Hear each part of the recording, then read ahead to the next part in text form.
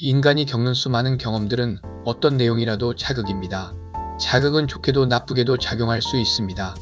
인간에게 어떤 자극이라도 좋게 작용되려면 건강에 이로운 방향으로 사용되어야 합니다.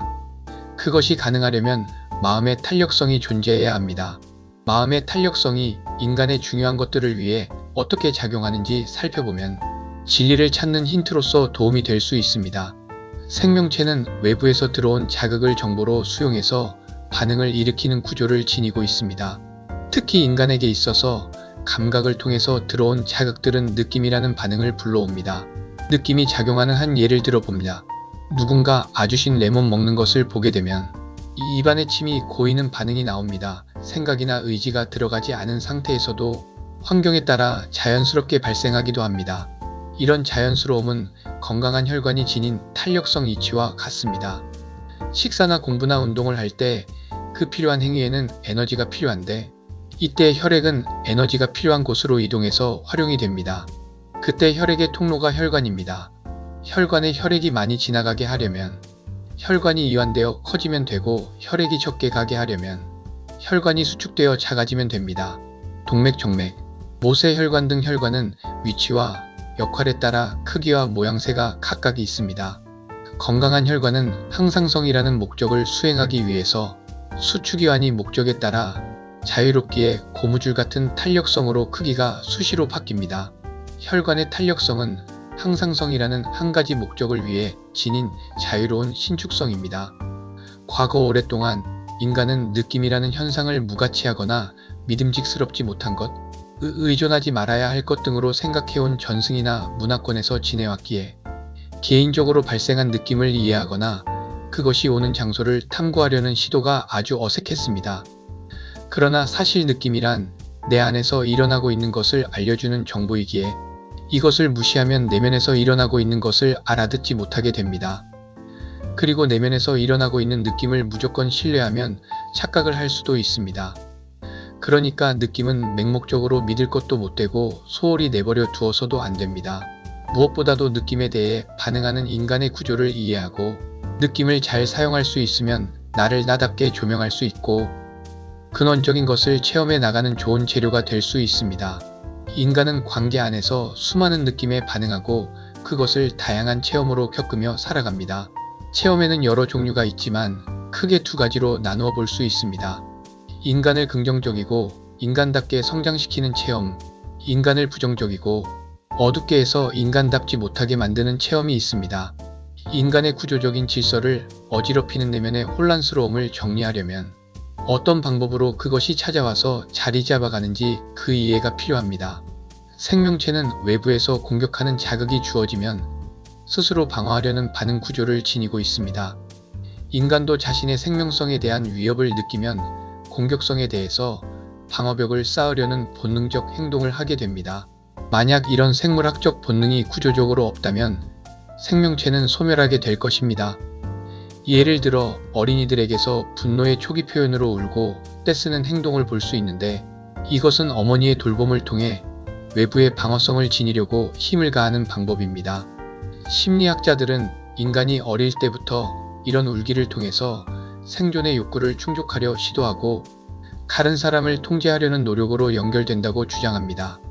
긴장하는 태도는 조심함으로 나를 보호하려는 힘이고 심리적으로 공격성이라는 반응도 내가 공격받기 전에 미리 나를 보호하려는 의도에서 나오는 행동입니다.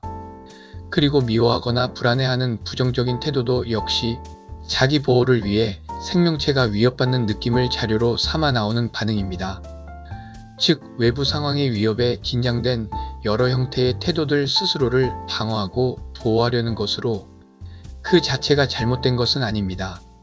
사실 인간은 원시 시대부터 현대 문명에 이르기까지 그리고 앞으로도 이런 방어성을 유도하는 자극의 현상에 늘 노출되어 살아가는 존재라 볼 수 있습니다.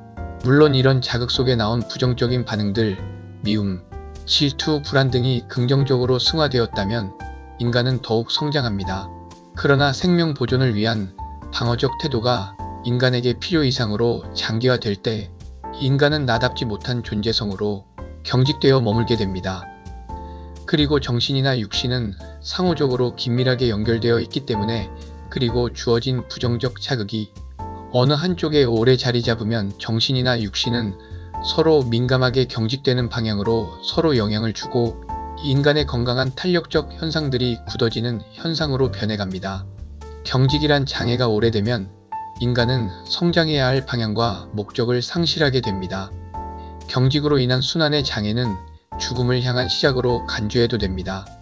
생명체가 건강하다는 것은 외부의 다양한 환경 자극에 끊임없이 반응하고 그 반응을 통해 자기 질서를 유지해 나가는 힘, 생체 항상성이 있다는 것입니다. 마찬가지로 수많은 외부 자극이 나를 나답게 만들어 줄 수 있는 자료가 되도록 온전하기 위해선 인간이란 본래 무엇인가? 나는 누구인가? 라는 질문을 통해 인간의 본질을 지속적으로 기억해야 합니다.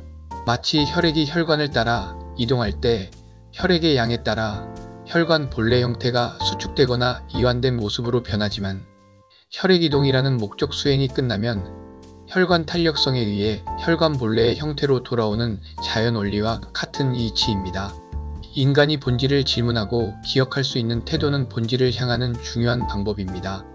혈관이 외부 행동 자극, 즉 예를 들어 독서를 하면 뇌에 에너지가 집중되어야 하기에 뇌로 혈액이 많이 모이기 위해 관련 혈관이 이완되어 많은 혈액이 지나가게 하려는 의도를 자료로 삼아 항상성을 목적으로 수축이완되듯 인간은 느낌을 유발하는 외부 자극을 자료로 존재의 목적을 기억함으로 나의 존재성을 존재시켜 나갈 수 있는 존재입니다. 즉 하느님의 모상 안에 사랑으로 창조된 인간은 그 창조된 존재로 있는 것이 목적입니다. 그러면 인간의 본질 자체가 하느님의 모상으로 사랑 안에 창조되었다는 사실은 어떻게 알 수 있을까요? 간단한 상식적 생각을 해보며 나는 지금 존재하지 않을 수도 있는데 지금 존재한다는 사실을 생각해 봅니다. 내가 있으니까 이런 생각도 하는 것이지 내가 없다면 아무것도 없는 것입니다. 그러면 나의 존재 자체가 얼마나 큰 선물인가를 알 수 있습니다. 구약성서 시편에서는 사랑으로 창조된 인간 존재의 신비와 놀라움에 대한 깨달음을 이렇게 표현하고 있습니다. 당신은 5장 6부 만들어 주시고 어머니 뱃속에서 나를 빚어 주셨으니 내가 있다는 놀라움, 하신 일의 놀라움. 이 모든 신비들 그저 당신께 감사하나이다. 당신은 이 몸을 속속들이 다 아십니다. 인간이 무엇이기에 이렇게 기억해 주시나요? 사람을 영광과 존귀의 관을 씌워 주셨고 당신의 손으로 만드신 것들 위에 사람을 세우시고 모든 것을 그 발 밑에 굴복시키셨나이다. 때문에 인간은 내가 나를 사랑으로 관리하는 것보다 더 큰 사랑으로 나를 돌보고 계신 하느님이 있다는 신뢰심을 깊은 내면으로부터 회복해야 합니다. 그런데 나를 돌봐줄 힘이 근원적으로 존재하고 있음을 어떤 이유로 부정하는 것?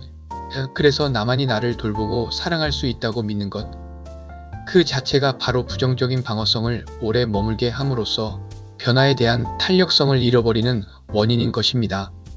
혈관이 수축이나 이완된 상황이 장기화되어 자기 본래의 크기로 돌아올 탄력적 힘을 잃으면 병적 경화로 바뀌듯이 인간도 고통 중에 어려움으로 체험되는 자극을 자료로 삼아 사랑으로 창조된 인간의 의미를 재발견하고 기억함으로써 나의 존재성으로 존재해 나가려는 의지가 결여되면 존재성에 담겨진 사랑을 망각하게 되는 것이고 결국 긴장이나 불안 등의 반응을 품게 되어 굳어집니다. 위에서 혈관을 통한 생체 항상성이란 외부 자극에 적절히 변화될 수 있는 혈관의 탄력성을 생명 유지라는 목적으로 되돌릴 수 있는 힘이라 했듯이 생체 항상성의 의미를 그리스도교적 인간학의 입장에서 하느님의 사랑으로 적용해 볼 수 있습니다.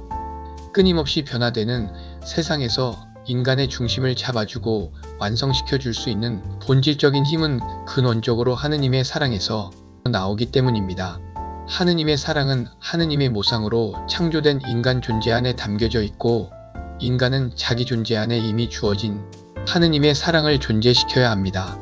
인간은 하느님의 사랑을 나라는 현 존재 안에서 구체적인 선택과 행동으로 존재시켜 나갈 수 있는 존재입니다. 인간의 몸이 창조된 설계대로 움직이고 사용되어야 건강하고 안전하듯이 인간은 창조된 목적대로 존재하고 진화해 나가야 행복해질 수 있는 존재입니다.